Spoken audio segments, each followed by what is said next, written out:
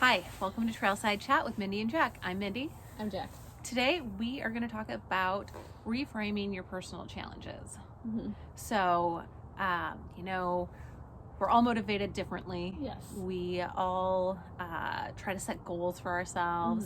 Mm-hmm. And I know for me, I am very much motivated by if someone doubts me, Yeah. I'm going to prove them wrong. Right. So tell me a little bit about your reframing of personal challenges, how you've overcome those, the mind shift that you've kind of walked yourself through, Mm-hmm. some of those goals that you've set because someone doubted you. Yeah. So for me, I have a hard time, not stepping up to every challenge. And so it took me a while of just kind of taking on every challenge, feeling drained and not realizing why I felt drained, to then kind of step back and be like, what do I want out of this situation? So were some of those challenges that you maybe took on, were those self-imposed, or somebody, or more you didn't know how to tell someone no? Yeah, so it was more that I just didn't I didn't value the fact that I was in a space where I was already challenging myself and I didn't need to prove it to anybody. So a specific instance was, I was at this expo for my company, UR Sportswear, and this salesman had come up to me and wanted me to pitch my company to him. And in that moment of telling him, why UR Sportswear, I kind of was watching it and I was realizing that I didn't owe this person any information. I didn't have to do this. And when I get in that situation and I get kind of upset with myself, I always tell myself, next time I'm going to do a better job at this, because this is what I feel like now.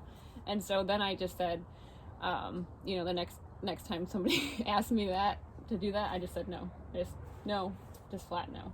And so for me, when I'm trying to figure out when not to have other people that, you can use that. It's powerful. You can use that, people telling you can't.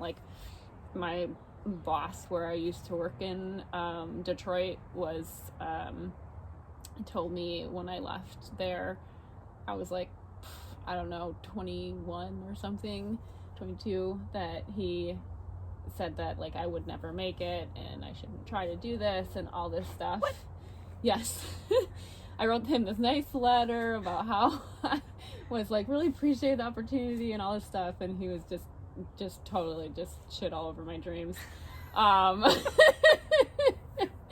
And at that point, that was that I used that, I was yeah, I can do this, and I did it, and so it was one of the things that you can use that to motivate yourself, but don't use it to prove to that person. Prove it to yourself. Totally. Yeah.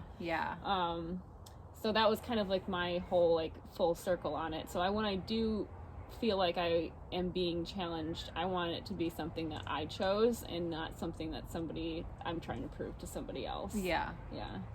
How about yourself? What are your experiences? Oh, so many. I mean, I think I have a really hard time telling people no. Yeah.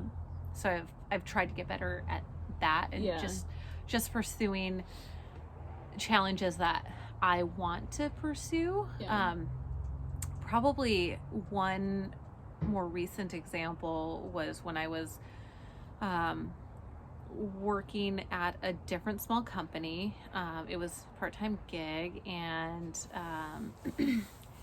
our levels of motivation weren't meshing, and I like to operate at a 12. And if you say that your goal is to achieve such and such, but you're only operating at a 2, and we have to do this at the same level in order to achieve that goal, I can't carry that burden all by myself. And finally I was like, you know what, I'm done. I can't bear all of this on myself. And your actions are not aligning with your words, and I'm done with that. Mm-hmm. So I ended that relationship and went on to start my own side business, and it's incredibly fulfilling to pursue that. And in 2020, I exceeded all of my wildest dreams. And, it's not that I left this other partnership to, in spite of someone. It was, no, I want to overcome these challenges, and I felt weighed down. Yeah. So now I have to answer to no one. I have all this consulting work, which is really fun and fulfilling. And yes, it's very challenging.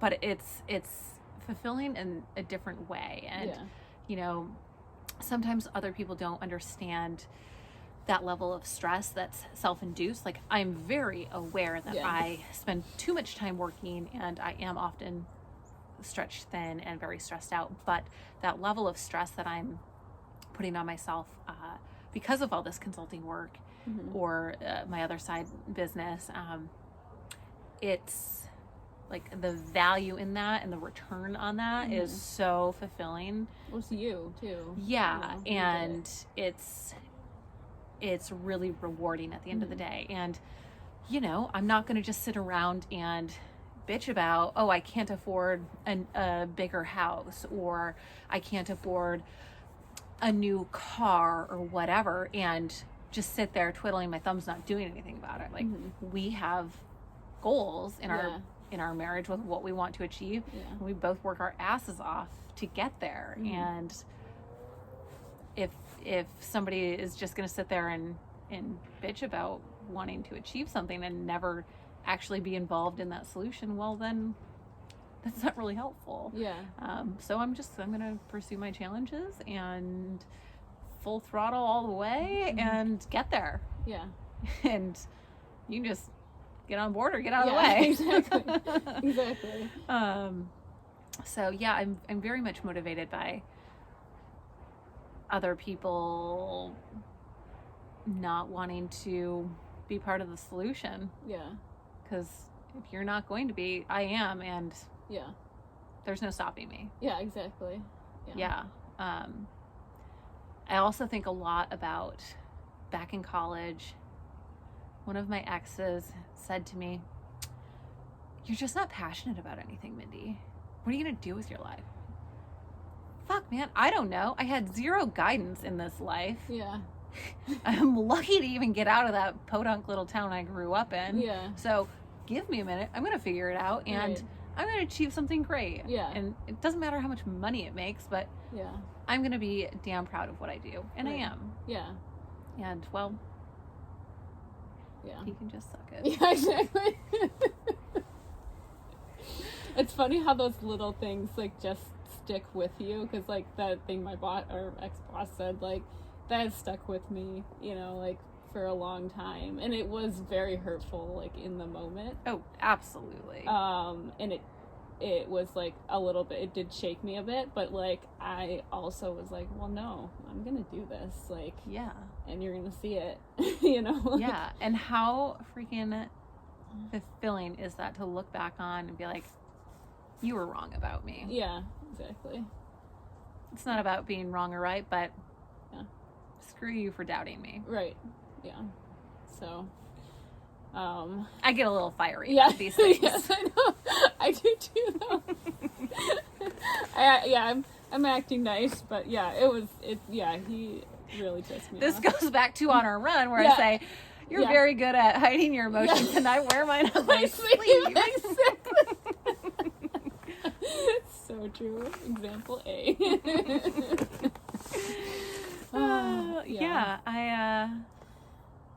And there's a different level of motivation when that doubt comes from another woman. Yes.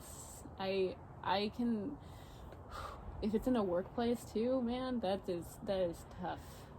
Like, what is it about some women just wanting to crap all over another woman? Like, what? We already are suppressed and have to overcome more challenges than our male counterparts. Like, why the heck are we making it more difficult for each other? Yeah, exactly. Which is why we're here. Yes. Yes. To lift you up and tell you that you can. Yes. You can do it. But yes, that's so true. It's really hurtful, and it's like, I feel like it should be like the sisterhood, you know, we're together, come on, we're gonna lift each other up. And when it's not that way, it is more hurtful, I think. Definitely. And I think there's so much we can learn from each other, especially like women that have already lived through stuff. Like, you should be teaching younger women how to overcome or navigate these challenges. And, you know, like I was telling you on our run, I hope someday I do have a daughter, because I want to raise her to be more empowered and confident and have these life skills that I wasn't raised with. Right. And that way that can perpetuate forward. And I really think that's so important for our future. I think so too. And like, for me, even any situation I get in, whether it be like in a coffee shop or like at work or something else where I can help a woman out in that situation, I can give her more information than she might need. I do, you know, like that's the thing to me, is that I want to help, you know. And when I think there's a lot of times, particularly because we're both from like the Midwest, I feel like it happened a little bit more there, but like women are like meant to kind of fight each other for that job, you know what I mean? Like, because there can only be so many, and that idea just needs to like go away, because we really aren't, there's endless possibility, there's endless roles that we can fill. We don't have to fight for that one anymore. That's right. And there's enough room for all of us. Exactly. Exactly. And don't let people, men or anyone, tell you differently. Like, there is that space. That's and we're not competing against each other, we're competing against everybody. Yeah. So let's team up. Yeah, exactly.